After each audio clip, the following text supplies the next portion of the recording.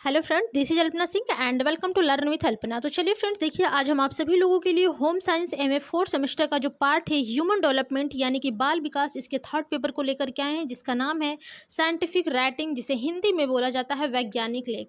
तो देखिए, इसके पहले हम लोग अपने 3 चैप्टर कंप्लीट कर चुके हैं। आज हमारा जो चैप्टर है वो चैप्टर हमारा 4 रहने वाला है जिसका नाम है शोध प्रतिवेदन। ठीक है, या फिर इसी को आप लोग लघु शोध प्रबंध भी कह सकते हैं। वैसे इस चैप्टर का मेन नाम जो होगा वो आपका शोध प्रतिवेदन होगा यानी कि रिसर्च रिपोर्ट। ठीक है, तो इसके बारे में आज देखिए फ्रेंड्स, हम लोग most important MCQ type questions solve करेंगे। जैसे कि आप सभी लोग जानते हैं, आप लोगों के सेकंड एंड फोर्थ सेमेस्टर में एमसीक्यू टाइप क्वेश्चंस पूछे जाते हैं। तो उसी के यानी कि उसी को नज़र में हम लोग देखते हुए रखते हुए हम लोग अपने एमसीक्यू टाइप क्वेश्चन यहाँ पर सॉल्व करेंगे। ठीक है, और देखिए डेली की आप लोगों की डेली क्लास चलाई जा रही है और डेली जितने भी क्लास चलाए जाते हैं आप लोग डेली का डेली आप लोग पढ़ लिया करिए, क्योंकि बाद में क्या होता है कि आप लोगों को इतना ज़्यादा भार हो जाएगा और सारे क्लास आप लोग कंप्लीट कर नहीं सकते हैं। और देखिए, जो आप लोगों का थर्ड पेपर है फ्रेंड्स, यानी कि आप लोगों का साइंटिफिक राइटिंग जो वैज्ञानिक लेख है, ठीक है, इसमें आप लोगों के देखिए 27 चैप्टर है। कितने चैप्टर हैं?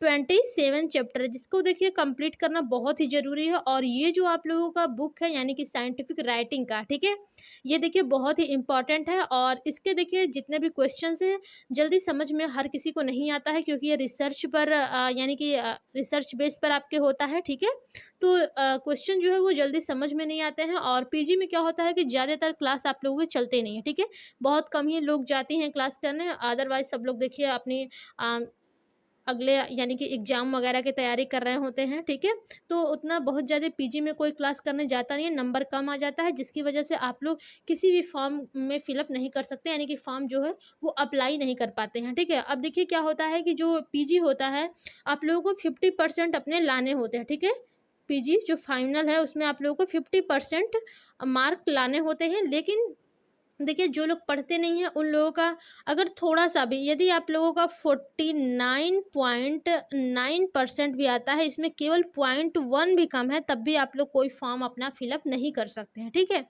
लेकिन देखिए, जब से पिछली बार से ही पिछली बार क्या ये कहिए कि आप लोगों का जो 2022-24 बैच है, ठीक है, पीजी का, इसी टाइम से आप लोगों के एमसीक्यू टाइप क्वेश्चंस पूछे जा रहे हैं। तो देखिए बहुत ज़रूरी है, और एमसीक्यू टाइप क्वेश्चन में आप लोगों के जो नंबर है वो काफ़ी अच्छे आ सकते हैं। ठीक है, यदि आप लोग रोज़ाना मेहनत करते हैं। ठीक है, देखिए आप लोगों के लिए हम भी डेली की डेली अब क्लास लेना स्टार्ट कर दिए हैं। ठीक है, और आज भी हम आप लोगों को थर्ड पेपर का जो आप लोगों का क्लास है, हम सोच रहे हैं कि आप लोगों को डेली प्रोवाइड करते रहें, और बीच-बीच में एक-एक एक्स्ट्रा क्लास आप लोगों के सेकंड पेपर और फर्स्ट पेपर के भी कराते रहें। क्योंकि देखिए, जो फर्स्ट पेपर है, सेकंड पेपर है, भले ही उसमें से जो क्वेश्चन है वो थोड़े से ज़्यादा हैं। ठीक है, क्वेश्चन ज़्यादा बन पाते हैं विकलांगता से संबंधित, लेकिन जो आप लोगों के चैप्टर है वो कम है, तो उसको हम केवल टॉपिक वाइज चलेंगे। ठीक है, जैसे दृष्टि विकलांग बालकों के एमसीक्यू टाइप क्वेश्चन करा देंगे। ठीक है, वाक विकलांग बालकों के एमसीक्यू टाइप क्वेश्चन करा देंगे, बधिर बालकों के करा देंगे। ठीक है, जो श्रवण दोष से ग्रसित बालक है, इस टाइप से हम आप लोगों को जो फर्स्ट और सेकंड पेपर के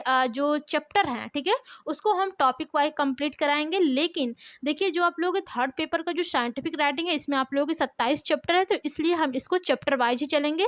और हम उम्मीद करते हैं कि हम लोगों का 10 जुलाई तक हमारा जो चैप्टर है वो कंप्लीट हो जाए। ठीक है, और देखिए चैप्टर थोड़े से इस प्रकार के हैं कि क्वेश्चन थोड़ा-सा बनाने में दिक्कतें यानी कि आ रही हैं, प्रॉब्लम्स हो रही हैं, बट फिर भी मैं कोशिश करती हूँ कि आप लोगों को एग्ज़ाम में कोई भी समस्याएँ उत्पन्न ना हो। ठीक है? तो चलिए, सबसे पहले तो आज की क्लास में जो भी हम बताएँ आप लोगों को परसेंटेज वाली बातें, ठीक है? कितने चैप्टर हैं, कैसे कंप्लीट करना है, आई होप आप सभी लोगों को समझ में आ गया होगा। तो सबसे पहले फ्रेंड्स, आप सभी लोग चैनल को लाइक एंड सब्सक्राइब कर लीजिए। चैनल है आपका लर्न विथ अल्पना, और अपने सभी दोस्तों को आप सभी लोग अपने व्हाट्सएप, फेसबुक, इंस्टा और टेलीग्राम के जरिए शेयर करिए, ताकि सभी लोगों को हेल्प मिल सके। ठीक है, तो सबसे पहले फ्रेंड्स, हम लोग अपने most important MCQ type questions की ओर चलेंगे और देखते हैं कि हमारे फोर्थ चैप्टर जो है यानी कि शोध प्रतिवेदन यानी कि रिसर्च रिपोर्ट, ठीक है, इसके हमारे किस प्रकार से क्वेश्चन पूछे जा सकते हैं, या फिर इस चैप्टर से किस प्रकार के क्वेश्चन बन सकते हैं। ठीक है, इसके बारे में हम लोग डिस्कस करेंगे। तो चलिए सबसे पहले क्वेश्चन की ओर चलेंगे और देखेंगे हमारा पहला क्वेश्चन क्या कहता है। ठीक है, तो देखिए हमारा सबसे पहला क्वेश्चन है कि किसी भी शोध का अंतिम चरण क्या होता है, यानी कि किसी भी शोध का अंतिम चरण है वो क्या होता है। पहला ऑप्शन है आपका प्रोजेक्ट प्रतिवेदन लेखन, सेकेंड ऑप्शन है आपका शोध प्रतिवेदन लेखन, थर्ड ऑप्शन है आपका आर्टिकल लेखन, ठीक है, इसको कट करिए, और फोर्थ ऑप्शन है कोई नहीं, ठीक है। तो देखिए यहाँ पर जो बात कही गई है, यानी कि जो क्वेश्चन आपसे पूछे गए हैं कि किसी भी शोध का अंतिम चरण क्या होता है, तो देखिए जो आपके रिसर्च का जो सबसे लास्ट वाला चरण होता है वो आपका शोध प्रतिवेदन लेखन होता है, ठीक है। यानी कि जो राइट ऑप्शन हो जाएगा फ्रेंड्स, ऑप्शन नंबर आपका सेकंड बिल्कुल करेक्ट हो जाएगा कि जो किसी भी शोध का, यानी कि शोध के अंतिम चरण कौन से होते हैं, तो आपके शोध प्रतिवेदन लेखन होते हैं शोध के अंतिम चरण, ठीक है। सेकंड ऑप्शन आपका बिल्कुल करेक्ट हो जाएगा। चलिए अगले क्वेश्चन की ओर चलेंगे और देखेंगे अगला क्वेश्चन हमारा क्या कहता है। देखिए क्वेश्चन है कि कोई भी शोध कार्य कब पूरा होता है, यानी कि जो आपका रिसर्च कार्य है वो कब पूरा होता है। पहला ऑप्शन है जब उसे प्रतिवेदन का रूप दे दिया जाए, सेकंड ऑप्शन है जब सामान्य जन के सम्मुख प्रस्तुत कर दिया जाए, थर्ड ऑप्शन है जब प्रबुद्ध पाठकों एवं विशेषज्ञों के सम्मुख प्रयुक्त किया जाए, और लास्ट है आपके फोर्थ ऑप्शन उपर्युक्त सभी। तो देखिए आपसे जो क्वेश्चन पूछा गया कि जो आपका शोध कार्य है, ठीक है, वो कब पूरा होता है, यानी कि जो रिसर्च कार्य होता है वो कब पूरा होता है। सबसे पहला ऑप्शन में दिया था जब उसे प्रतिवेदन, यानी कि आप प्रतिवेदन यानी कि लिख ले रहे हैं, ठीक है, प्रतिवेदन प्रोजेक्ट अपना यानी कि रिसर्च प्रोजेक्ट जो है उसको आप तैयार जब तक नहीं कर लेते हैं तब तक आपका शोध कार्य पूरा नहीं होता है, ठीक है। सेकेंड ऑप्शन में दिया था जन सामान्य के सम्मुख प्रस्तुत कर दिया जाए, यानी कि जो आपका प्रतिवेदन है, आपका जो ठीक है, जो आपका शोध है, ठीक है, जब तक वो जन सामान्य के सम्मुख प्रस्तुत नहीं कर दिया जाता है तब तक आपका शोध कार्य जो है वो कंप्लीट नहीं होता है, ठीक है। थर्ड ऑप्शन आपका दिया है कि जब प्रबुद्ध पाठकों एवं विशेषज्ञों के सम्मुख प्रस्तुत किया जाए, यानी कि जो प्रबुद्ध पाठक होते हैं, जो पढ़ने वाले हैं, ठीक है, और जो आपके विषय से विशेषज्ञ हैं उनके सम्मुख जब तक आप लोगों के जो प्रोजेक्ट प्रतिवेदन है, ठीक है, यानी कि जो शोध प्रतिवेदन जो है जब तक प्रस्तुत नहीं किया जा सकता है तब तक आप लोगों का शोध कार्य जो है वो कंप्लीट नहीं होता है, ठीक है। तो यानी कि ये तीनों जब हो जाएंगे तभी आप लोगों का शोध कार्य पूरा हो जाएगा, ठीक है। तो तीनों ही ऑप्शन आपके बिल्कुल सही है कि जब तक प्रतिवेदन को रूप न दिया जाए, ठीक है, आपके जो शोध कार्य है जब तक उसको प्रतिवेदन का रूप न दिया जाए तब तक पूरा नहीं होता है। जब तक आप जन सामान्य के सम्मुख प्रस्तुत ना कर दें अपने शोध को तब तक आपका शोध कार्य आपका कंप्लीट नहीं होता है, और जब तक प्रबुद्ध पाठकों एवं विशेषज्ञों के सम्मुख प्रस्तुत न किया जाए आपके शोध को तब तक आपका शोध कार्य जो है वो कंप्लीट नहीं होता है, ठीक है। तो यहाँ पर जो राइट ऑप्शन बनेगा फ्रेंड्स, ऑप्शन नंबर आपका फोर्थ ही बिल्कुल करेक्ट हो जाएगा, यानी कि उपर्युक्त सभी, ठीक है। चलिए अब हम लोग अपने अगले क्वेश्चन की ओर चलते हैं और देखेंगे अगला क्वेश्चन हमारा क्या कहता है। क्वेश्चन है शोधकर्ता शोध कार्य के प्रारंभ से ही शोध प्रतिवेदन लेखन हेतु किसकी व्यवस्था करता है, यानी कि जो शोधकर्ता होता है, फॉर एग्जांपल यदि आप लघु शोध तैयार कर रहे हैं तो आप एक शोधकर्ता हैं, ठीक है, समस्याओं का समाधान कर रहे हैं, आपको एक समस्या यानी कि जो टॉपिक मिलती है वो आपके लिए एक समस्या होती है, और उस समस्या का समाधान करने के लिए, ठीक है, आप क्या क्या यानी कि क्या क्या व्यवस्था करते हैं। तो पहला ऑप्शन है पर्याप्त फंड, सेकेंड है आपका समय, थर्ड ऑप्शन है आपका वैयक्तिक प्रयत्न, ठीक है। ओहो ये क्या ही हर में उपर्युक्त सभी थर्ड ऑप्शन में ही दे दिया है। चलिए कोई बात नहीं, ये कंप्यूटर ऑपरेटर से थोड़ी सी मिस्टेकिंग हो गई है, ठीक है, क्योंकि आज का जो टाइपिंग है वो मैंने किया नहीं है, बस केवल मैंने क्वेश्चंस तैयार किया था, ठीक है, तो दिक्कतें आ रही हैं। चलिए कोई बात नहीं है, फिर से देख लेंगे, ठीक है। देखिए क्वेश्चन क्या पूछा था कि शोधकर्ता शोध कार्य के प्रारंभ से ही शोध प्रतिवेदन लिखने हेतु किसकी व्यवस्था करता है। तो सबसे पहले उसको कुछ पैसे की जरूरत पड़ेगी, ठीक है, यदि आपके पास मान लीजिए कोई भी समस्या दिया गया है, ठीक है, शोध का जो समस्या का टॉपिक है वो आपको मिल गया है, ठीक है, और उस टॉपिक का आप लोग जो समाधान है उस समस्या का समाधान भी आप ढूंढ लिए हैं, ठीक है, उसको लिखने के लिए आपको कॉपी चाहिए, पेन चाहिए, ठीक है, और भी जो भी आपकी जरूरत की यानी कि जरूरत की जो भी सामान है, ठीक है, उसके लिए सबसे पहले आपको पर्याप्त फंड चाहिए, यानी कि कुछ रुपए चाहिए उसको खरीदने के लिए।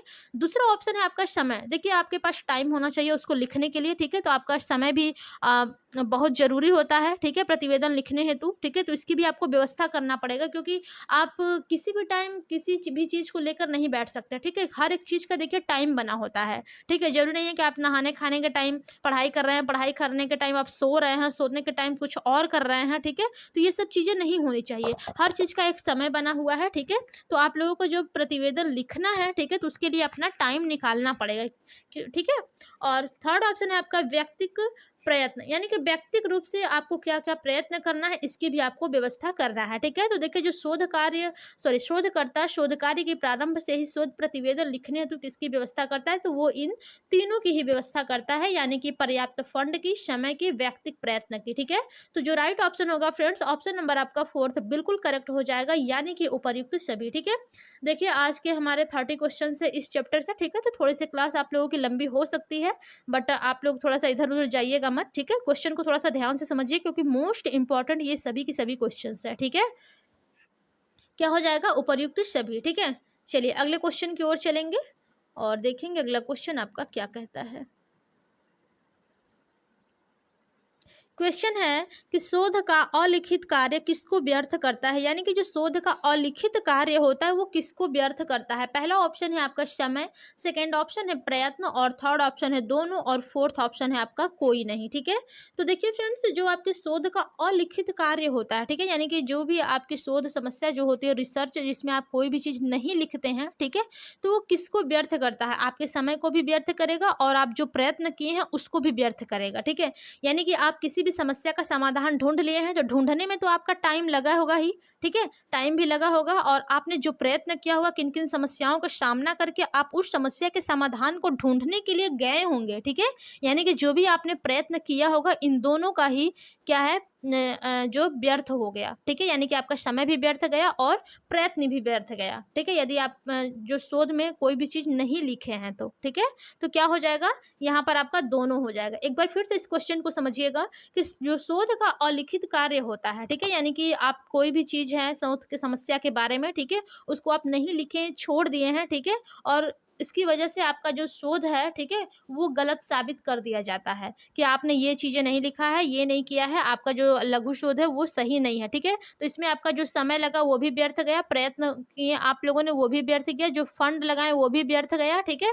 बट यहाँ पर दो ऑप्शन दिए, तो हम लोग दो ही ऑप्शन को लेकर चलेंगे, तो यहाँ पर जो बिल्कुल करेक्ट ऑप्शन होगा फ्रेंड्स, ऑप्शन नंबर आपका थर्ड ही बिल्कुल करेक्ट हो जाएगा। ओके, चलिए अगले क्वेश्चन की ओर चलेंगे। अब हम लोग अपने अगले क्वेश्चन को देखेंगे कि क्या पूछ रहा है क्वेश्चन, ठीक है। देखिए क्वेश्चन है कि किसने कहा है, देखिए आपका एक यहाँ पर डिफिनेशन दिया गया है, ठीक है, कि किसने कहा है कि एक वस्तु सत्य नहीं है क्योंकि अभिव्यक्त की गई है, ठीक है, क्योंकि अभिव्यक्त की गई है। ओहो, लगता है कि ये टाइपिंग गलत हो गया है, ठीक है, चलिए, हाँ मैं कह ही रही हूँ ना कि ये गलत है। चलिए कोई बात नहीं, अब ये क्वेश्चन ही गलत है। यदि आप लोग, चलिए मैं बोल दे रही हूँ, यदि आप लोग क्वेश्चन को नोट करना चाहें तो नोट कर लीजिए, ठीक है। ये जो क्वेश्चन है फ्रेंड्स, ये आपके गलत थोड़े से हो गए हैं, ठीक है। क्वेश्चन आपका इस प्रकार से था कि किसने कहा है कि एक वस्तु अनिवार्यतः सत्य नहीं है, ठीक है। एक वस्तु जो है वो अनिवार्यतः, यहाँ पर अनिवार्यतः जो वर्ड है ये आपका छूट गया है, ठीक है। अनिवार्यतः सत्य नहीं है क्योंकि क्योंकि बुरे ढंग से अभिव्यक्त की गई है, ठीक है, क्योंकि वह बुरे ढंग से अभिव्यक्त की गई। इसको आप लोग पूरा कट करिए, ठीक है, कट करिए, मैं बोल रही हूँ, आप लोग वहां पर लिखिए अपने कॉपी में, ठीक है। ये क्वेश्चन जो है आप लोगों का पूरा गलत है, बस मैं एक बार बोल रही हूँ, आप लोग सुनिए, और मैं आप लोगों को आंसर भी बता रही हूँ, ऑप्शंस आप लोग टिक करिए, ठीक है। कि किसने कहा है कि एक वस्तु अनिवार्यतः सत्य नहीं है क्योंकि वह बुरे ढंग से अभिव्यक्त की गई है, न तो वह असत्य है, ठीक है, न यानी कि वो असत्य भी नहीं है क्योंकि लच्छेदार तरीके से बोली गई है। तो ये आपका जो डिफिनेशन है, किसने कहा था, अगस्टीन ने, क्लेयर सेल्टिज ने, जहोदा ने, या फिर किसी ने, यानी कि कोई नहीं, ठीक है। तो ये देखिए जो डिफिनेशन था कि एक वस्तु अनिवार्यतः सत्य नहीं है क्योंकि वह बुरे ढंग से अभिव्यक्त की गई है, न तो वह असत्य है क्योंकि लच्छेदार तरीके से वह बोली गई है, ठीक है। तो ये देखिए जो डिफिनेशन है फ्रेंड्स, वो आपके ऑगस्टीन ने कहा है, ठीक है। ये देखिए अगले क्लास में हम इस क्वेश्चन को आप लोगों को फिर से लेकर के आएंगे, ठीक है। यानी कि जो कल हम लोगों आप लोगों को चैप्टर 5 आप लोगों का मोनोग्राफ है, ठीक है। एक मैंने शॉर्ट वीडियो डाला हुआ था, मोनोग्राफ किसे कहते हैं, ठीक है। आई होप आप सभी लोगों ने देखा होगा या नहीं देखा होगा, मुझे नहीं पता है। तो कल इसके यानी कि उसी के रिलेटेड हम आप लोगों को एमसीक्यू टाइप क्वेश्चंस कराएंगे। तो जो भी क्वेश्चन आज के गलत हुए हैं, ठीक है, टाइपिंग में मिस्टेकिंग आई है, उसको हम आप लोगों को 5th क्लास में कंप्लीट कराएंगे, ठीक है। चलिए अब हम लोग अपने अगले क्वेश्चन की ओर चलेंगे। क्वेश्चन थोड़े से लॉन्ग है ये वाले भी, इसको छोटा कर लेते हैं हम लोग। देखिए क्वेश्चन है आपका कि प्रतिवेदन का उद्देश्य स्वयं शोध के साथ संप्रेषण करना नहीं है, वरन इसका उद्देश्य, इसमें भी थोड़ा सा गलत है, ठीक है। यहाँ पर श्रोताओं रहेगा, ठीक है, श्रोताओं एवं पाठकों के साथ संप्रेषण करना है। यानी कि देखिए जो प्रतिवेदन का उद्देश्य है वो स्वयं शोध के साथ संप्रेषण करना नहीं है, वरन इसका उद्देश्य श्रोताओं एवं पाठकों के साथ संप्रेषण करना है। यह कथन किसके द्वारा दिया गया है? पहला ऑप्शन है आपका क्लेयर सेल्टिज एवं जहोदा के अनुसार, सेकेंड ऑप्शन है आपका अगस्टीन के अनुसार, थर्ड ऑप्शन है गुडे एवं हॉट के अनुसार, और फोर्थ है हॉपकिंस के अनुसार, ठीक है। तो देखिए जो ये डिफिनेशन आपका दिया गया है कि प्रतिवेदन का उद्देश्य स्वयं शोध के साथ संप्रेषण करना नहीं है, वरन इसका उद्देश्य श्रोताओं एवं पाठकों के साथ संप्रेषण करना है। तो ये जो कथन है फ्रेंड्स, ठीक है, यानी कि ये जो आप लोग का डिफिनेशन दिया गया है ये आपके क्लियर सेल्टिज एवं जहोदा के अनुसार दिया गया है, ठीक है। तो जो राइट ऑप्शन होगा ऑप्शन नंबर फर्स्ट आपका बिल्कुल करेक्ट होगा। देखिए इस प्रकार का डिफिनेशन आप सभी लोगों से क्वेश्चन यानी कि एग्जाम के क्वेश्चन में पूछे जा सकते हैं, ठीक है। तो क्वेश्चन थोड़ा से ध्यान से देखिएगा। चलिए अगले क्वेश्चन की ओर चलते हैं, देखेंगे अगला क्वेश्चन हमारा क्या कहता है। क्वेश्चन है कि पाठकों, ठीक है, पाठकों की आवश्यक जानकारी देने हेतु क्लेयर सेल्टिज के अनुसार प्रतिवेदन में कौन कौन से बिंदु सम्मिलित किया जाना चाहिए। यानी कि देखिए जो आपके क्लेयर सेल्टिज हैं, ठीक है, उनके अनुसार प्रतिवेदन में कौन कौन से बिंदु सम्मिलित किया जाना चाहिए पाठकों की आवश्यक जानकारी, यानी कि जो पाठक है पढ़ने वाले, ठीक है, उनको आवश्यक जानकारी देने के लिए कौन कौन से बिंदु होने चाहिए क्लेयर सेल्टिज के अनुसार, ठीक है। पहला ऑप्शन है आपका समस्या का शीर्षक, बिल्कुल सही बात है, समस्या का शीर्षक होना चाहिए। सेकंड ऑप्शन है शोध प्रविधि अध्ययन की डिजाइन, थर्ड ऑप्शन है आपका परिणाम, फोर्थ ऑप्शन है आपका परिणाम से प्राप्त निष्कर्ष, और फिफ्थ ऑप्शन है आपका उपर्युक्त सभी, ठीक है। तो यहाँ पर देखिए जो आपके क्वेश्चंस में पूछे गए हैं कि पाठकों की आवश्यक जानकारी देने, यानी कि जो पाठक लोग हैं, ठीक है, जो पढ़ने वाले हैं आप लोगों के लघु क्षेत्र, ठीक है, उनको आवश्यक जानकारी देने के लिए जो क्लियर सेल्टिज है उनके अनुसार प्रतिवेदन में कौन कौन से बिंदु सम्मिलित किए जाने चाहिए। तो ये आपके 5 बिंदु हैं जो कि 4 बिंदु हैं जो कि सम्मिलित किए जाने चाहिए। समस्या का शीर्षक, शोध प्रविधि अध्ययन की डिजाइन, परिणाम, परिणामों से प्राप्त आपके निष्कर्ष, ठीक है। तो यहाँ पर जो राइट ऑप्शन होगा आपका ऑप्शन नंबर 5 बिल्कुल करेक्ट हो जाएगा, यानी कि उपर्युक्त सभी, ठीक है। तो जो राइट ऑप्शन होगा ऑप्शन नंबर आपका 5वां बिल्कुल करेक्ट हो जाएगा, यानी कि 5th ऑप्शन, ठीक है। चलिए अगले क्वेश्चन की ओर चलेंगे और देखेंगे अगला क्वेश्चन हमारा क्या कहता है।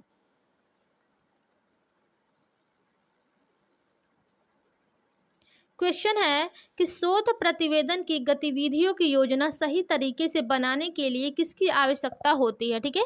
यानी कि जो शोध प्रतिवेदन की जो गतिविधि होती है, ठीक है, इसकी योजना सही तरीके से बनाने के लिए किसकी आवश्यकता होती है। पहला ऑप्शन है आपका सुपरवाइजर के मार्गदर्शन की, सेकेंड ऑप्शन है आपका शोधकर्ता के मार्गदर्शन की, थर्ड ऑप्शन है आपका केवल एक, और फोर्थ है एक और दो, दोनों, ठीक है।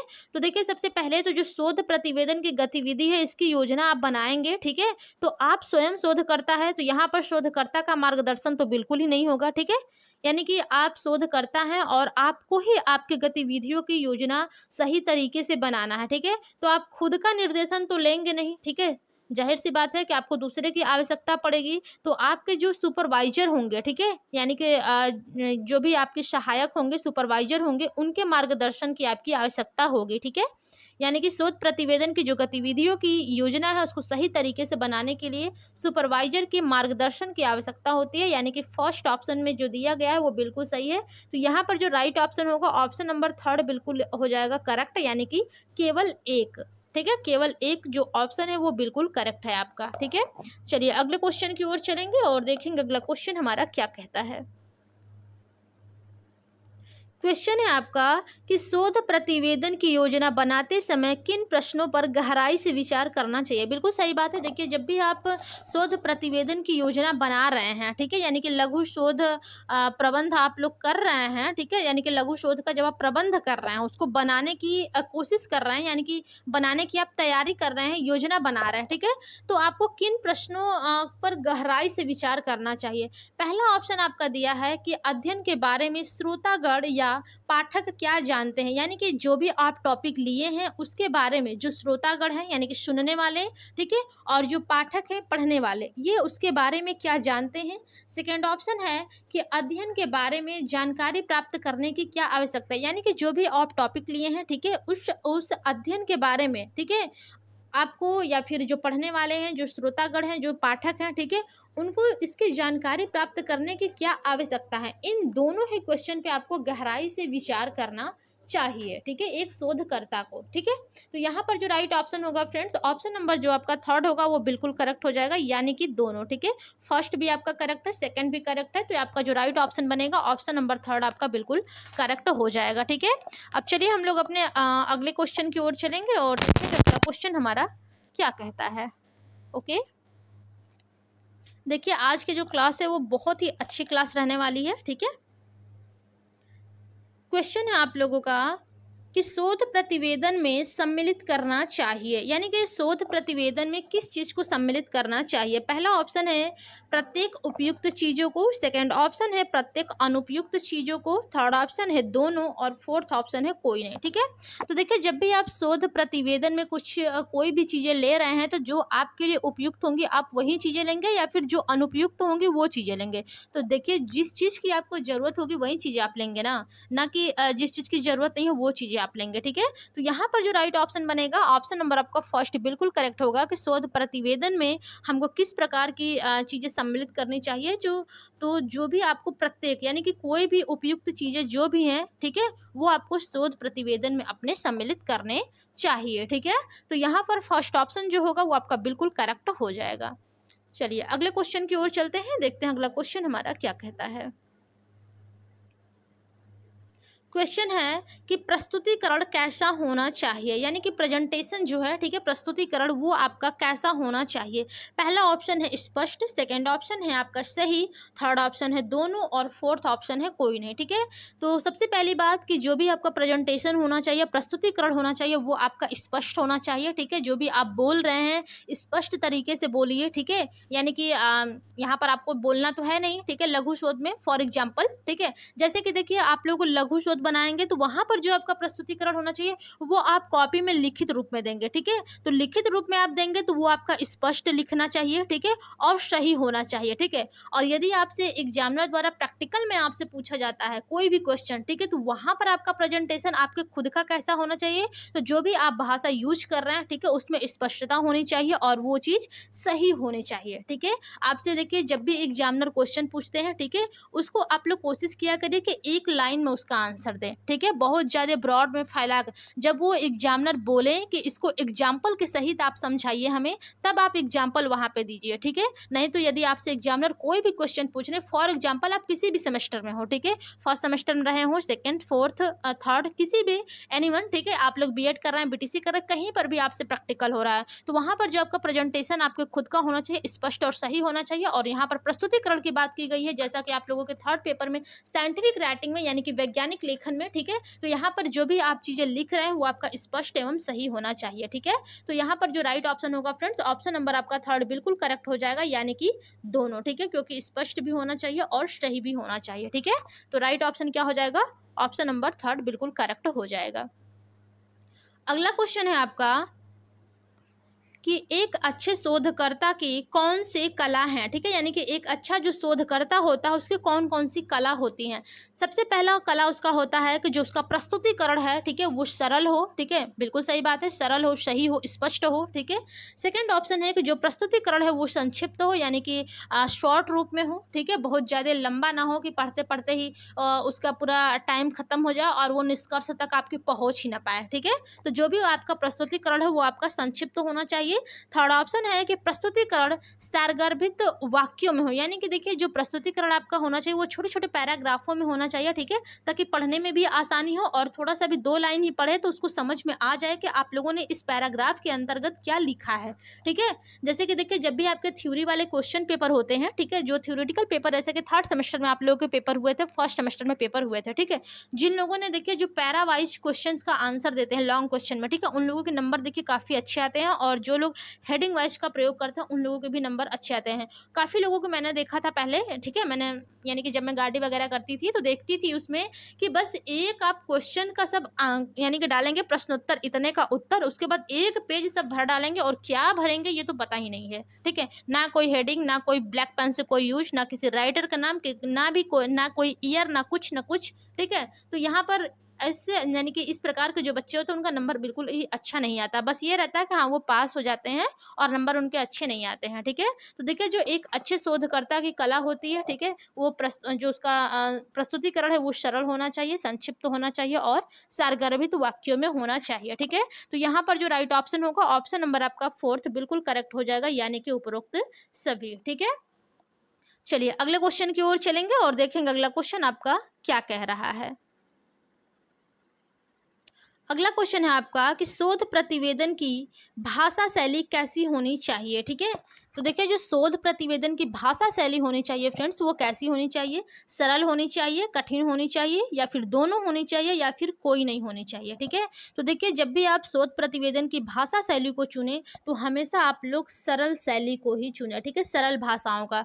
कोई भी आप वैज्ञानिक भाषा को भी प्रयोग कर रहे हैं, ठीक है, तो वहाँ पर जो भी आपके वर्ड हैं वो आपको थोड़ा सा ईजी लेना चाहिए ताकि सबको समझ में आ सके, ठीक है। तो जो भी आप यानी कि जो शोध प्रतिवेदन की भाषा शैली आपकी कैसी होनी चाहिए, तो वो आपकी सरल होनी चाहिए। तो बिल्कुल करेक्ट ऑप्शन हो जाएगा आपका, ठीक है, ऑप्शन नंबर फर्स्ट, ठीक है। चलिए अगले क्वेश्चन की ओर चलेंगे और देखेंगे अगला क्वेश्चन आपका क्या कह रहा है। क्वेश्चन है आपका कि शोध प्रतिवेदन के अंतर्गत प्रस्तुत किया गया तथ्य कैसा होना चाहिए, यानी कि जब भी आप अपने शोध प्रतिवेदन के अंतर्गत कोई भी तथ्य प्रस्तुत कर रहे हैं, ठीक है, तो वह कैसा होना चाहिए। पहला ऑप्शन है आपका पूर्वाग्रहपूर्ण होना चाहिए, सेकंड ऑप्शन है आपका वैषयिक होना चाहिए, थर्ड ऑप्शन है पक्षपातपूर्ण होना चाहिए, और फोर्थ ऑप्शन है आपका कोई नहीं होना चाहिए, ठीक है। तो यहाँ पर देखिए जब भी आप अपने शोध प्रतिवेदन के अंतर्गत कोई भी चीज़ें प्रस्तुत कर रहे हैं, यानी कि जो भी आप तथ्य प्रस्तुत कर रहे हैं, तो वो आपका वैषयिक होना चाहिए, ठीक है, ना तो पूर्वाग्रहपूर्ण होना चाहिए और ना ही पक्षपातपूर्ण होना चाहिए, ये दोनों ही आपका रॉन्ग होते हैं, ठीक है। तो जो करेक्ट होगा आपका ऑप्शन नंबर सेकंड आपका बिल्कुल करेक्ट हो जाएगा, ठीक है, यानी कि राइट ऑप्शन जो होगा ऑप्शन नंबर आपका सेकंड करेक्ट हो जाएगा, ठीक है। चलिए अगले क्वेश्चन की ओर चलेंगे, देखेंगे अगला क्वेश्चन आपका क्या कहता है। क्वेश्चन है कि शोध प्रतिवेदन में किसका उपयोग नहीं करना चाहिए, ठीक है, यानी कि शोध प्रतिवेदन में आपको किसका प्रयोग नहीं करना चाहिए। पहला ऑप्शन है आपका मुहावरे का, सेकंड ऑप्शन है आपका लोकोक्ति का, थर्ड ऑप्शन है लंबे वाक्यों का, और फोर्थ ऑप्शन है आपका उपर्युक्त सभी का, ठीक है। तो देखिए जब भी आप शोध प्रतिवेदन का उपयोग कर रहे हैं, ना ही आप मुहावरे का प्रयोग करेंगे और ना ही लोकोक्तियों का और ना ही किसी भी लंबे वाक्यों का प्रयोग करेंगे, ठीक है। तो शोध प्रतिवेदन में किसका प्रयोग करना नहीं करना चाहिए, तो ये आपका उपरोक्त सभी हो जाएगा, यानी कि इन तीनों का आपको शोध प्रतिवेदन में प्रयोग अपने नहीं करने चाहिए, ठीक है। तो यहाँ पर जो राइट ऑप्शन बनेगा फ्रेंड्स ऑप्शन नंबर आपका फोर्थ बिल्कुल करेक्ट हो जाएगा, ठीक है। चलिए अगले क्वेश्चन की ओर चलेंगे और देखेंगे अगला क्वेश्चन आपका क्या कहता है। क्वेश्चन है आपका कि शोधकर्ता को अपने शोध अध्ययन की खोजों को किस प्रकार के शैली में वर्णित करना चाहिए, ठीक है, यानी कि जो शोधकर्ता है, ठीक है, रिसर्चर जो है, अनुसंधानकर्ता जो है, ठीक है, उसको अपने शोध अध्ययन की खोजों को किस प्रकार की शैली में वर्णित करना चाहिए, यानी कि किस प्रकार के शैली में यहाँ पर रहेगा, ठीक है, किस प्रकार के शैली में वर्णित करना चाहिए, ठीक है। पहला ऑप्शन है आपका वैज्ञानिक शैली, सेकंड ऑप्शन है आपका तर्कपूर्ण शैली, थर्ड ऑप्शन है दोनों, और फोर्थ ऑप्शन है आपका कोई नहीं, ठीक है। तो देखिए फ्रेंड जब भी शोधकर्ता जो होता है, ठीक है, वो जब भी अपने अध्ययनों की खोज करता है, ठीक है, तो वो अपने जो उसकी जो शैली होती है वो उसकी वैज्ञानिक और तर्कपूर्ण शैली होती है, ठीक है। तो यहाँ पर जो करेक्ट ऑप्शन होगा ऑप्शन नंबर आपका थर्ड बिल्कुल राइट हो जाएगा, यानी कि वैज्ञानिक शैली तथा तर्कपूर्ण शैली का प्रयोग करना चाहिए, यानी कि अपने खोजों में तर्कपूर्ण और वैज्ञानिक शैलियों को वर्णित करना चाहिए। ठीक है, तो जो आपका राइट ऑप्शन होगा फ्रेंड्स, ऑप्शन नंबर थर्ड बिल्कुल करेक्ट हो जाएगा। ओके, चलिए अगले क्वेश्चन की ओर चलेंगे और देखेंगे अगला क्वेश्चन हमारा क्या कहता है। क्वेश्चन है कि शोध प्रविधि के वर्णन हेतु किसका उपयोग करना चाहिए। ठीक है, यानी कि जब भी आप शोध प्रविधि का वर्णन कर रहे हैं, ठीक है, उसका व्याख्या कर रहे हैं, वर्णन कर रहे हैं, तो किसका उपयोग करना चाहिए। ठीक है, पहला ऑप्शन है आपका वर्तमान काल, ठीक है, यानी कि प्रेजेंट टाइम का। सेकेंड ऑप्शन है आपका भूतकाल और थर्ड ऑप्शन है आपका भविष्य काल। फोर्थ ऑप्शन है इसमें से कोई नहीं। ठीक है, तो देखिए जब भी आप अपने शोध प्रविधि का वर्णन कर रहे हैं या फिर व्याख्या कर रहे हैं, तो आप किसका उपयोग करेंगे। ठीक है, तो वहां पर देखिए आप वर्तमान काल का तो प्रयोग करेंगे नहीं। ठीक है, कि वर्तमान में क्या चल रहा है, करंट का चीजें, और ना ही भविष्य में, यानी कि भविष्य में आपके क्या होने वाली है। ठीक है, तो देखिए जब भी आप अपने शोध प्रविधि का वर्णन करें, ठीक है, तो आप अपने भूतकाल का यानी कि बीते हुए कालों का वहां पर वर्णन करना चाहिए। ठीक है, यानी कि शोध प्रविधि के वर्णन हेतु किसका उपयोग करना चाहिए, तो भूतकाल का वर्णन करना चाहिए, यानी कि जो बीता हुआ है। ठीक है, जो पिछला है आपका, जिसके बारे में आप जानते हैं, जिसका आप अध्ययन कर रहे हैं। ठीक है,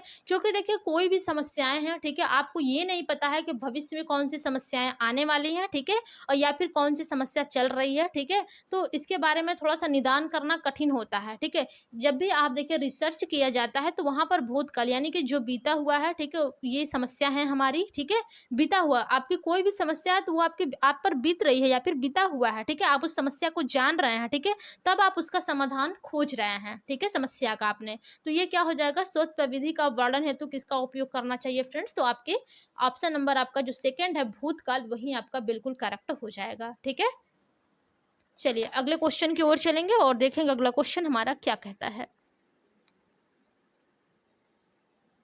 देखिए क्वेश्चन है आपका कि शोधकर्ता को अपने शीघ्र प्रतिवेदन में जहां तक संभव हो उपयोग नहीं करना चाहिए। ठीक है, यानी कि देखिए जो शोध प्रतिवेदन में जब भी आप यानी कि जो शीघ्र प्रतिवेदन होता है, ठीक है, सॉरी, शोधकर्ता को जो अपने शीघ्र प्रतिवेदन है, ठीक है, उसमें किस चीज का उपयोग नहीं करना चाहिए। पहला ऑप्शन है आपका प्रथम पुरुष, यानी कि मैं, हम, हमारा, मेरा। ठीक है, मध्यम पुरुष का, उत्तम पुरुष का और उपर्युक्त सभी का। ठीक है, तो यहाँ पर पूछा गया है किसका प्रयोग नहीं करना चाहिए। तो देखिए जब भी आप शोधकर्ता जो है, ठीक है, उसको जो शीघ्र अपने प्रतिवेदन में जहां तक संभव हो फ्रेंड्स, वहां पर प्रथम पुरुष का प्रयोग नहीं करना चाहिए। नॉट वाले क्वेश्चन है, ध्यान से देखिएगा। ठीक है, नहीं करना चाहिए। जैसे कि क्या होता है, मैं, हम, हमारा, मेरा। ठीक है, तो इस प्रकार के जो भी चीजें आती हैं आपका रिसर्च में, ठीक है, ये सब प्रयोग नहीं करना चाहिए।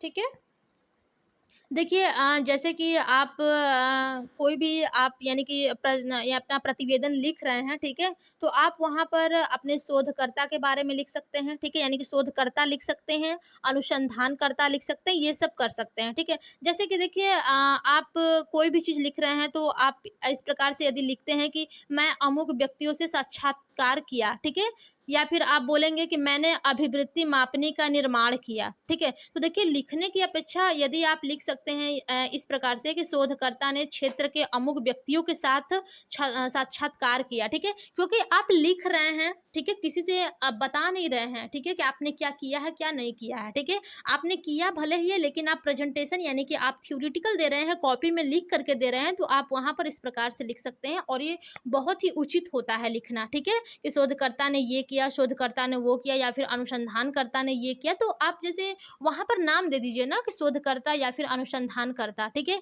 ये बोलने की जरूरत नहीं है कि मैं, हम, हमारा, मेरा, ये सब कुछ भी।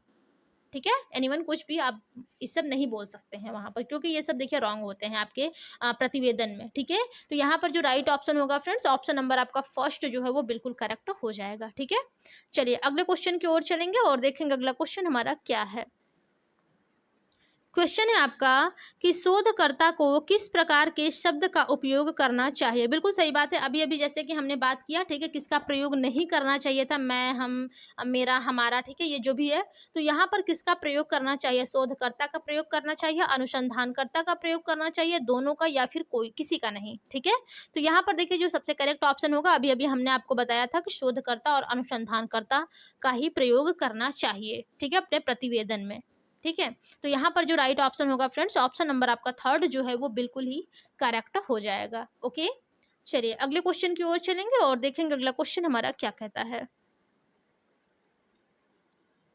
देखिए क्वेश्चन है यहाँ पर कि शोध प्रतिवेदन के स्वरूप के कितने मुख्य विभाग या फिर खंड होते हैं। ठीक है, यानी कि जो शोध प्रतिवेदन के स्वरूप होते हैं, ठीक है, इनके मुख्य रूप से कितने विभाग या फिर खंड होते हैं। 3 होते हैं, 4 होते हैं, 5 होते हैं या फिर 6 होते हैं। ठीक है, तो देखिए जो फ्रेंड्स आपके शोध प्रतिवेदन के स्वरूप होते हैं, ठीक है, वो आपके मुख्य रूप से उनके यानी कि 3 विभाग या फिर खंड होते हैं। ठीक है, कितने होते हैं, 3 होते हैं। ठीक है, तो यहाँ पर जो राइट ऑप्शन बनेगा, ऑप्शन नंबर आपका फर्स्ट जो होगा वो बिल्कुल करेक्ट हो जाएगा। ठीक है, अगले क्वेश्चन की ओर चलते हैं। क्वेश्चन है आपका कि शोध प्रतिवेदन के स्वरूप के मुख्य विभाग या खंड कौन कौन से हैं। अभी तो आपने बताया, ठीक है, हमने बताया आपको कि 3 खंड या फिर उप विभाग होते हैं। अब कौन कौन से होते हैं इसके बारे में आप लोगों को जानना है। ठीक है, तो सबसे पहला आपका दिया है प्रारंभिक खंड यानी कि प्रिलिमिनरी सेक्शन। सेकंड ऑप्शन है आपका मुख्य विभाग यानी कि मेन बॉडी। और थर्ड ऑप्शन है आपका संदर्भ खंड यानी कि रेफरेंस सेक्शन। ठीक है, और फोर्थ आपका उपरोक्त सभी। तो देखिए जो शोध प्रतिवेदन के स्वरूप के मुख्य विभाग या फिर खंड होते हैं फ्रेंड्स, वो 3 होते हैं। पहला आपका प्रारंभिक खंड होता है, सेकंड आपका मुख्य विभाग होता है, थर्ड आपका संदर्भ खंड होते हैं। ठीक है, तो यहाँ पर जो राइट ऑप्शन बनेगा, ऑप्शन नंबर फोर्थ आपका बिल्कुल करेक्ट हो जाएगा, यानी कि उपरोक्त सभी। ठीक है, चलिए अगले क्वेश्चन की ओर चलेंगे और देखेंगे इसी से रिलेटेड आपके अब अगले क्वेश्चंस पूछे जा रहे हैं। ठीक है, तो इसके बारे में हम लोग देखेंगे। क्वेश्चन है आपका यहाँ पर प्रारंभिक रहेगा। ठीक है, प्रारंभिक खंड के कौन कौन से उप विभाग हैं। अब आपको बताना है कि जो आपके शोध प्रतिवेदन के जो स्वरूप के 3 विभाग या फिर खंड थे, ठीक है, उसमें से पहले के क्वेश्चन पूछा है कि जो प्रारंभिक खंड है उसके कौन कौन से उप विभाग होते हैं। पहला आपका होता है पहला ऑप्शन आपका दिया है शीर्षक पेज। सेकेंड ऑप्शन है आपका आभार प्रदर्शन। थर्ड ऑप्शन है आपका विषय वस्तु की तालिका। और फोर्थ ऑप्शन है आपका तालिकाओं तथा चित्रों की सूची। ठीक है, तो देखिए जो प्रारंभिक खंड के कौन कौन से उपविभाग होते हैं फ्रेंड्स, तो ये देखिए आपके चारों होते हैं। शीर्षक पेज होता है, ठीक है, सबसे पहले शीर्षक जिसमें कि आप लोग का जो भी अध्ययन शीर्षक का जो नाम है, ठीक है, दिनांक है, वर्ष है, ठीक है, ये सब जो भी आपके लिखना रहता है। और जो आपका यानी कि सहायता किया रहता है वो आभार प्रदर्शन करते हैं आप उसका उस पेज पर। ठीक है, जो आपकी विषय वस्तु है उसकी तालिका बनाते हैं और तालिकाओं और अपने चित्रों की जो भी होती है उसकी सूची बनाते हैं। ठीक है, प्रारंभिक खंड में। ठीक है, तो ये सभी आपके प्रारंभिक खंड के उप विभाग हैं, यानी कि ये 5 होते हैं। यहाँ पर हमने तथा दे दिया है तो इसको दोनों को एक ही मैंने कंबाइन कर दिया है। ठीक है, तालिकाओं तथा चित्रों की सूची। ठीक है, तो आप 4 मानिए, 5 मानिए, जो भी मानिए। ठीक है, तो यहाँ पर जो राइट ऑप्शन होगा फ्रेंड्स, ऑप्शन नंबर आपका 5वां बिल्कुल करेक्ट हो जाएगा, यानी कि उपरोक्त सभी। ठीक है, याद रखिएगा आप लोग, ये सब क्वेश्चन जो है वो बहुत ही ईजी है और उम्मीद भी है कि आप लोगों को पेपर में जरूर ही पूछे जाएंगे। ठीक है, प्रारंभिक खंड के कौन कौन से उपविभाग होते हैं, शीर्षक पेज, आभार प्रदर्शन, विषय वस्तु की तालिका, तालिकाओं तथा चित्रों की सूची। ठीक है, राइट ऑप्शन क्या हो जाएगा, ऑप्शन नंबर 5 बिल्कुल करेक्ट हो जाएगा। ओके, चलिए अब हम लोग अपने अगले क्वेश्चन की ओर चलेंगे और देखेंगे अगला क्वेश्चन हमारा क्या कहता है। देखिए क्वेश्चन है आपका कि मुख्य भाग यानी कि मेन बॉडी का कौन कौन से उप विभाग हैं। ठीक है, यानी कि मुख्य भाग के कौन कौन से उप विभाग हैं। पहला ऑप्शन दिया है आपका परिचय। सेकंड ऑप्शन है आपका संबंधित साहित्य का पुनरावलोकन। थर्ड ऑप्शन है आपका अध्ययन की डिजाइन या फिर प्रविधि। फोर्थ ऑप्शन है आपका आंकड़ों का प्रस्तुतिकरण एवं विश्लेषण। और फिफ्थ ऑप्शन है आपका सार एवं निष्कर्ष। ठीक है, और छठवां आपका आंसर लास्ट दिया है उपरोक्त सभी। ठीक है, तो यहाँ पर देखिए जो आपसे पूछे गए हैं कि मुख्य भाग यानी कि मेन बॉडी का कौन कौन सा उप विभाग होता है, तो सबसे पहले इसमें आपका परिचय आता है। ठीक है, उसके बाद जो भी आपके संबंधित साहित्य हैं उसका पुनरावलोकन किया जाता है। उसके बाद आपका जो अध्ययन है उसकी डिजाइन या फिर प्रविधि को लिखा जाता है। ठीक है, उसके बाद आपके जो आंकड़े होते हैं उसका प्रस्तुतिकरण होता है और उसका विश्लेषण होता है। ठीक है, और लास्ट में आपका सार एवं निष्कर्ष दिखाया जाता है। ठीक है, तो देखिए जो मुख्य भाग होते हैं यानी कि मेन बॉडी, इसके कौन कौन से उप विभाग होते हैं, तो इसके 5 उप विभाग होते हैं, हमने बता दिया। ठीक है, तो इसका जो राइट ऑप्शन होगा फ्रेंड्स, आपका ऑप्शन नंबर 6 जो है वो बिल्कुल करेक्ट हो जाएगा, यानी कि उपरोक्त सभी। ठीक है, और इतना ज़्यादा मैं डिटेल में बता रही हूँ, इससे ज़्यादा तो डिटेल में आपको लोगों को बताने की ज़रूरत होनी नहीं चाहिए। ठीक है, समझ में तो आ ही रहा होगा। ठीक है, तो यहाँ पर आपका 6 ऑप्शन देखिए, जब भी पेपर में देगा तो आपको 4 ही ऑप्शन देंगे, ठीक है? ध्यान दीजिएगा। लेकिन हमने इसलिए आप लोगों को सारे के सारे ऑप्शन दे देती हूँ, ठीक है? ज़्यादा ऑप्शन देती हूँ ताकि आप लोगों को पता रहे। बाद में ये ना हो कि मैम तो ये बताई नहीं थी, वो नहीं बताई थी। और एक चीज़ हम आप लोगों को और बता देना चाहते हैं कि देखिए, जब भी आपके पेपर में जो भी क्वेश्चन्स आएँगे, ठीक है? जो भी क्वेश्चन आएँगे वो इसी सब क्वेश्चन से रिलेटेड ही क्वेश्चन रहेंगे। हो सकता है कि क्वेश्चन में थोड़ा-सा हेर-फेर हो जाए, ठीक है? ऑप्शंस में थोड़ा-सा हेर-बदल यानी कि अदल-बदल के आए जो भी आपके ऑप्शंस हैं, ठीक है? लेकिन क्वेश्चन जो पूछने का तरीका है फ्रेंड्स, वो आपको इसी प्रकार से आएँगे, ठीक है? जैसे कि देखिए, सेकंड पेपर में भी मैंने सॉरी सेकंड सेमेस्टर में भी हमने आपको पढ़ाया हुआ था, ठीक है? तो देखिए, क्वेश्चन आपके कुछ क्वेश्चन ऐसे थे कि जो सही-सही एकदम जैसे लग रहा था कि वही क्वेश्चन आप लोगों के उतार दिए गए हैं, ठीक है? जो भी हमने देखिए वृद्धावस्था से रिलेटेड जो आप लोगों को सेकंड सेमेस्टर में क्वेश्चन्स दिए हुए थे, ठीक है? पेपर सेकंड से, उसमें देखिए पेपर में भी 3-4 क्वेश्चन एकदम सही-सही आप लोगों के आए थे वृद्धावस्था से रिलेटेड, ठीक है? और भी कई क्वेश्चन्स थे कि क्वेश्चन आप लोगों को सेम थे, बस आप लोगों को जो ऑप्शन था वो चेंज था, ठीक है? तो इस बार हमारी तो इस प्रकार की तैयारी है कि क्वेश्चन और ऑप्शन आप लोगों के सेम है, बट नहीं आते हैं तो बहुत ज़्यादा चेंजिंग आप लोगों को देखने को नहीं मिलेगा। केवल आप लोगों को थोड़ा-सा क्वेश्चन में बदलाव दिखने को मिलेगा और जो भी ऑप्शंस है ये आप लोगों को ऊपर-नीचे दे देगा, ठीक है? जैसे हमने पहला लिखा है परिचय, तो आपका 5वां नंबर पे आपका परिचय लिख देगा, ठीक है? चौथे नंबर पे कुछ और है, तीसरे नंबर पे कुछ और लिख देगा, तो इस प्रकार से ये हो सकता है। लेकिन देखिए, जो क्वेश्चंस है वो आप लोगों के मोस्ट इम्पोर्टेंट है और एकदम पेपर में आने वाले क्वेश्चंस हैं, ठीक है? तो इसलिए आप लोग डेली के डेली तो सबसे पहले क्लास किया करिए और सभी लोगों को शेयर किया करिए। आप लोग शेयर नहीं करते हैं, ठीक है? और लाइक भी नहीं करते हैं, ठीक है? जो भी समस्याएँ हैं, ठीक है? वो आप लोग हमें कमेंट बॉक्स में कमेंट करके बताइए कि मैम आप क्लास नहीं ले रही हैं या जो भी, ठीक है? मैं तो देखिए, आप डेली ही क्लास ले रही हूँ। आप लोग के इस प्रकार के अब कमेंट भी नहीं आ रहे हैं कि मैम क्लास लीजिए, ठीक है? और जितना मुझसे हो सकता है मैं अपने आप से करती हूँ, आप लोगों के लिए, ठीक है? तो बस हमारा एक रिक्वेस्ट है, आप लोग लाइक, शेयर, सब्सक्राइब किया करिए, ठीक है? ताकि मुझे भी थोड़ा-सा मोटिवेशन मिल सके कि नहीं, हाँ, हमारे जो बच्चे हैं, स्टूडेंट हैं, वो लोग पढ़ रहे हैं अच्छे से, ठीक है? अपनी तैयारी कंप्लीट कर रहे हैं और इतनी मेहनत पर तो आप लोगों के लिए एक लाइक, एक सब्सक्राइब तो कोई बहुत बड़ी बात है नहीं, ठीक है? और ज़्यादा से ज़्यादा लोगों को शेयर करा करिए, ताकि मैं चाहती हूँ कि हमारे एरिया के जितने भी कॉलेज एडेड हैं आप लोगों के एमजी के वीपी से, ठीक है? हम चाहते हैं कि सारे बच्चे हमारे क्लासेस से जुड़े और तैयारी करें और अच्छे नंबर अपने ले आएँ, ठीक है? और मैं चाहती हूँ कि आप लोगों में से कोई भी गोल्ड मेडलिस्ट भी बने हमारे एमजी के वीपी में, ठीक है? तो इसलिए मैं भी मेहनत कर रही हूँ कि कोई तो स्टूडेंट ऐसा हो हमारा कि जो गोल्ड मेडल ले करके आए और मुझे कमेंट करे, बताए कि मैंने गोल्ड मेडलिस्ट यानी कि मैं बन पाया हूँ या फिर टॉप 10 में मेरे नाम आए, ठीक है? तो इसी उद्देश्य को हम देखते हुए आप लोगों की जो तैयारी है वो कंप्लीट करा रहे हैं, ठीक है? तो चलिए, अब हम लोग अपने अगले क्वेश्चन की ओर चलेंगे। लगभग 6-7 क्वेश्चंस और बचे हैं, इसको हम लोग डिस्कस कर लेते हैं फटाफट से, ठीक है? अगला क्वेश्चन है आपका कि संदर्भ खंड, यानी कि देखिए, जो आप लोगों के शोध प्रतिवेदन के स्वरूप के 3 मुख्य विभाग थे, उसमें से तीसरा पॉइंट आपका संदर्भ खंड था, यानी कि रेफरेंस सेक्शन, ठीक है? इसमें आपके कौन-कौन से उप विभाग होते हैं? सबसे पहला आपका है इसमें संदर्भ ग्रंथ, ये आपका ग्रंथ रहेगा, ठीक है? संदर्भ ग्रंथ सूची। सेकंड ऑप्शन है आपका परिशिष्ट और थर्ड ऑप्शन है आपका इंडेक्स और फोर्थ ऑप्शन है आपका उपयुक्त सभी, ठीक है?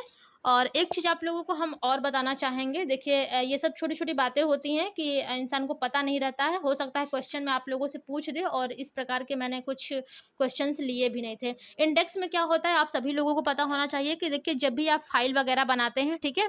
तो जब आप फाइल वगैरह बनाते हैं तो आप देखेंगे कि फाइल लिखने के बाद सबसे लास्ट में आप लोग इंडेक्स बनाएँगे और इंडेक्स में आप लोग नंबरिंग करते हैं, ठीक है? कि पहला प्रोजेक्ट कौन-सा है, सेकंड प्रोजेक्ट कौन-सा है, ठीक है? एक तरफ आप लोगों का नंबरिंग वाला सेक्शन रहता है, उसके बाद आप लोगों का टॉपिक वाला सेक्शन रहता है, ठीक है? इसमें आप लोग टॉपिक लिखते हैं, उसमें इसके बगल में आप लोग पेजेस लिखते हैं, ठीक है? पेज लिखते हैं, किस पेज पर है, ठीक है? इसके बाद आप लोग दिनांक डालते हैं, उसके बाद आप लोगों का रिमार्क होता है, ठीक है? जिसमें आप लोगों के सिग्नेचर होते हैं मैम टीचरों के, ठीक है? तो ये सब आपके इंडेक्स के होते हैं, ठीक है? इंडेक्स में, और ये देखिए बहुत ही इंपॉर्टेंट होता है इंडेक्स बनाना, ठीक है? तो आप लोगों के जो लघु शोध है, यानी कि जो आप लोग रिसर्च करेंगे, ठीक है?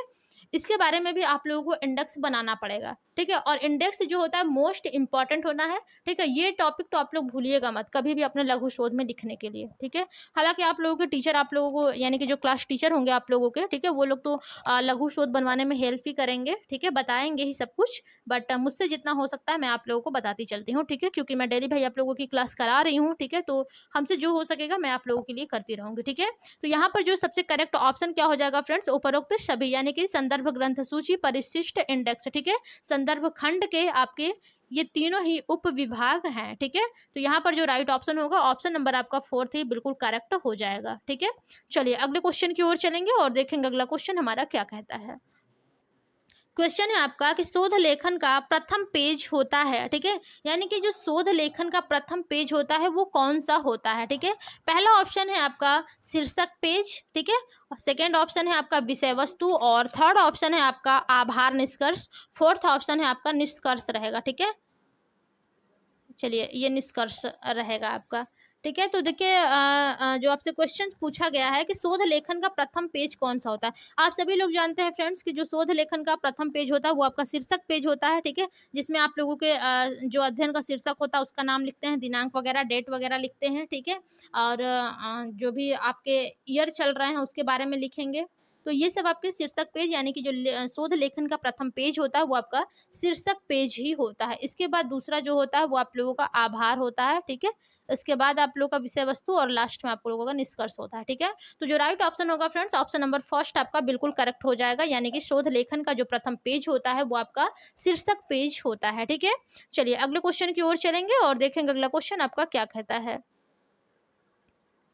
क्वेश्चन है आपका कि शीर्षक पेज में सम्मिलित होती हैं, ठीक है। देखिए आप शीर्षक पेज में क्या क्या सम्मिलित किया जाता है। पहला ऑप्शन है आपका लगभग ये क्वेश्चन मैंने कल की क्लास में भी कराया था, यानी कि कल वाले चैप्टर में भी ये क्वेश्चन आए थे और आज वाले क्वेश्चन आज वाले चैप्टर में भी ये क्वेश्चन आपसे पूछे जा रहे हैं, ठीक है। कि शीर्षक पेज में क्या क्या सम्मिलित होता है। पहला ऑप्शन है आपका टॉपिक का नाम, यानी कि क्या टॉपिक है, किस टॉपिक पर आप लोग अध्ययन कर रहे हैं, रिसर्च कर रहे हैं, उस टॉपिक का नाम होता है। सेकेंड आपका लेखक का नाम होता है। थर्ड आपका प्रस्तुतिकरण का दिनांक होता है और वर्ष होता है, ठीक है, यानी कि जो भी आप प्रेजेंटेशन कर रहे हैं वो किस दिनांक को यानी कि किस डेट को आपने किया है और किस ईयर में किया था, ठीक है। और लास्ट ऑप्शन क्या था, उपरोक्त सभी। तो देखिए फ्रेंड्स जो आपके शीर्षक पेज में सम्मिलित होती हैं आपके ये तीनों ही होते हैं, ठीक है, यानी कि टॉपिक का नाम, लेखक का नाम और प्रस्तुतिकरण का दिनांक और वर्ष, ठीक है। ये तीनों ही आपके मोस्ट इंपॉर्टेंट रूप से शीर्षक पेज में सम्मिलित होते हैं, ठीक है। तो जो राइट ऑप्शन होगा फ्रेंड्स ऑप्शन नंबर 4 आपका बिल्कुल करेक्ट हो जाएगा, यानी कि उपरोक्त सभी, ठीक है। चलिए अब हम लोग अपने अगले क्वेश्चन की ओर चलेंगे और देखेंगे अगला क्वेश्चन हमारा क्या कहता है। क्वेश्चन है आपका कि सार एवं निष्कर्ष को किन रूपों में प्रस्तुत किया जाता है, यानी कि जो आपके सार होते हैं, निष्कर्ष होता है, ठीक है, इनको किन रूपों में प्रस्तुत किया जाता है। पहला ऑप्शन है आपका समस्या का पूर्व कथन, ठीक है, यानी कि समस्या के जो पूर्व कथन थे वो सबसे पहले आप लोग निष्कर्ष में दर्शाएंगे अपने, ठीक है। सेकेंड ऑप्शन दिया है आपका कि उपयोग में लाई गई प्रविधि का विवरण, यानी कि किन किन प्रविधियों का आप उपयोग किए हैं, ठीक है, उसका विवरण आप लोग सार यानी कि निष्कर्ष में देंगे सेकेंड पॉइंट में, ठीक है। थर्ड ऑप्शन है कि निष्कर्ष तथा विशेष टिप्पणी, यानी कि जो सार और निष्कर्ष है इसके थर्ड पॉइंट में आप लोग क्या निष्कर्ष निकला है और उसके क्या विशेष टिप्पणियां हैं उसके बारे में देंगे। और चौथे पॉइंट में आप लोग देंगे कि नव शोधकर्ताओं हेतु सुझाव, ठीक है, यानी कि जो नव शोधकर्ता हैं, ठीक है, उनको क्या क्या सुझाव देना चाहिए ये सब आप लोग सार एवं अपने निष्कर्ष में प्रस्तुत करेंगे, ठीक है। तो इन चार रूपों में आप लोगों के जो सार और निष्कर्ष हैं इनको प्रस्तुत किया जाता है, ठीक है। समस्या के पूर्व कथन में, उपयोग में लाई गई प्रविधि का विवरण करने में, ठीक है, निष्कर्ष तथा विशेष टिप्पणी में और नव शोधकर्ताओं हेतु सुझाव देने में प्रस्तुत किया जाता है, ठीक है। तो यहाँ पर देखिए जो राइट ऑप्शन होगा फ्रेंड्स ऑप्शन नंबर आपका 5 बिल्कुल करेक्ट हो जाएगा, यानी कि उपरोक्त सभी, ठीक है। आई होप आप सभी लोगों को सारे क्वेश्चन समझ में आ रहे होंगे, ठीक है। लाइक शेयर सब्सक्राइब करते रहिएगा, मैं बार बार बोलती रहती हूँ, ठीक है, अच्छा नहीं लगता है बोलने में मुझे भी। और साथ ही साथ आप लोग बेल आइकन को भी प्रेस कर लिया करिए ताकि हमारी आने वाली वीडियो का नोटिफिकेशन जो है वो सबसे पहले आप सभी लोगों के पास पहुंच सके। और आप लोग टेलीग्राम चैनल से भी जुड़ जाइए, ठीक है। टेलीग्राम चैनल का जो लिंक होता है वो मैं आप लोगों को हर वीडियो के लास्ट में यानी कि डिस्क्रिप्शन बॉक्स जो है उसमें मैं आप लोगों को दे देती हूँ, ठीक है। तो वहाँ से आप लोग कर लिया करिए। चलिए अगला क्वेश्चन है आपका कि शोध प्रतिवेदन के अन्य महत्वपूर्ण बिंदु कौन कौन से हैं, ठीक है, यानी कि जो शोध प्रतिवेदन के जो महत्वपूर्ण बिंदु हैं वो कौन कौन से हैं। पहला ऑप्शन है आपका शीर्षक यानी कि हेडिंग्स, ठीक है। सेकंड ऑप्शन है आपका पेज नंबर की व्यवस्था। थर्ड ऑप्शन है आपका शोध प्रतिवेदन टाइप कराना। और फोर्थ ऑप्शन है आपका उपरोक्त सभी, ठीक है। तो देखिए जो शोध प्रतिवेदन के अन्य महत्वपूर्ण कौन कौन से बिंदु होते हैं, ठीक है। तो सबसे पहला तो आपका शीर्षक है, यानी कि देखिए जब भी कोई शोध प्रतिवेदन यानी कि जो भी आपका मैन्युस्क्रिप्ट होती है जिसे हम लोग पांडुलिपि कहते हैं, उसको अध्यायों में विभाजित किया जाता है। तो प्रत्येक अध्याय जो होता है वो नए पेज से प्रारंभ होता है, ठीक है। और देखिए जो भी आप लोग जो अध्याय आपका होता है यानी कि जो हेडिंग होती है उसको कैपिटल अक्षर में लिखा जाता है, ठीक है। यानी कि आप लोगों को देखिए ये हेडिंग लिखा गया है, ठीक है। तो ये आप जो आपके शीर्षक हैं, ठीक है, उसको आप इस प्रकार से लिखेंगे कैपिटल अक्षर में, ठीक है। इस प्रकार से आप लोग लिखेंगे। मैंने कुछ ज्यादा ही बड़ा लिख दिया, लगता है आ नहीं पाएगा, नहीं चलिए आ गया, ठीक है। इस प्रकार से देखिए आप लोग अपने शीर्षक को यानी कि हेडिंग को लिखेंगे किन अक्षरों में, अपने कैपिटल अक्षरों में, ठीक है। जिसके आगे देखिए बड़ी रोमन संख्या में अध्ययन का क्रमांक लिखा जाता है। जो आपको देखिए रोमन संख्या होती है वो क्या होता है, जो आपका इस प्रकार से लिखा जाता है 1 2, ठीक है। ये सब आप लोगों का रोमन अंक होता है, ठीक है। 3, ठीक है। तो ये सब देखिए इस प्रकार से जो क्रमांक डाला जाता है लघु शोध में या फिर शोध प्रतिवेदन में, वो उसमें आप लोग का जो पॉइंट होता है वो 1 2 3 इस प्रकार से नहीं होता है, ठीक है। उसमें रोमन अंक से 1 2 3 और जो भी आपके शीर्षक होते हैं उसको वो आप लोगों के कैपिटल लेटर में होते हैं, यानी कि कैपिटल अक्षर में वो होता है, ठीक है। तो देखिए यहाँ पर जो शोध प्रतिवेदन के अन्य महत्वपूर्ण बिंदु कौन कौन से हैं, तो आई होप फ्रेंड्स आप सभी लोगों को समझ में आ रहे होंगे, ठीक है। कौन कौन से होते हैं, पहला मैंने बताया अभी आपको शीर्षक होता है, ठीक है। सेकंड होता है आपका पेज नंबर की व्यवस्था, यानी कि देखिए जो भी शोध प्रतिवेदन होते हैं फ्रेंड्स वो प्रत्येक पेज को नंबर दिया जाता है, ठीक है। आप सभी लोग देखिए फाइल वगैरह लिखते हैं तो प्रत्येक पेज पर नंबरिंग करते हैं, ठीक है। देखिए शीर्षक पेज पर या फिर प्रत्येक खंड के प्रारंभिक पेज पर, ठीक है।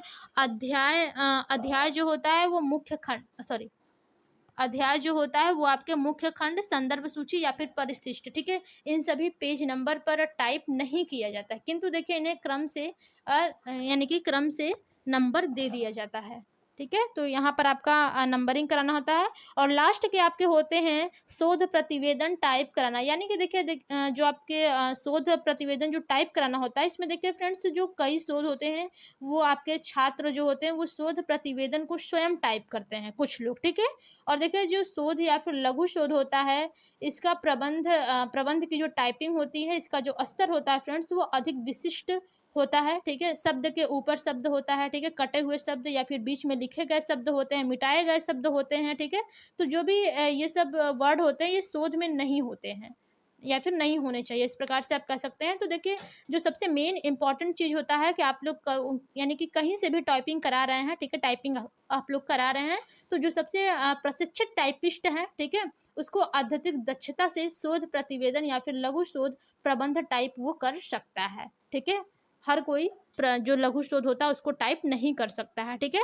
तो यहाँ पर देखिए जो सबसे करेक्ट ऑप्शन होगा फ्रेंड्स उपरोक्त सभी हो जाएगा कि शोध प्रतिवेदन के अन्य महत्वपूर्ण बिंदु कौन कौन से होते हैं। तो आपका सबसे पहला शीर्षक होता है, सेकंड नंबर पे आप लोगों का पेज की व्यवस्था होती है और थर्ड नंबर पे हो जाता है आपका शोध प्रतिवेदन टाइप करना, ठीक है। तो क्या हो जाएगा राइट ऑप्शन आपका फोर्थ ऑप्शन होगा जो कि बिल्कुल करेक्ट हो जाएगा, ठीक है, यानी कि उपरोक्त सभी या फिर उपर्युक्त सभी, ठीक है।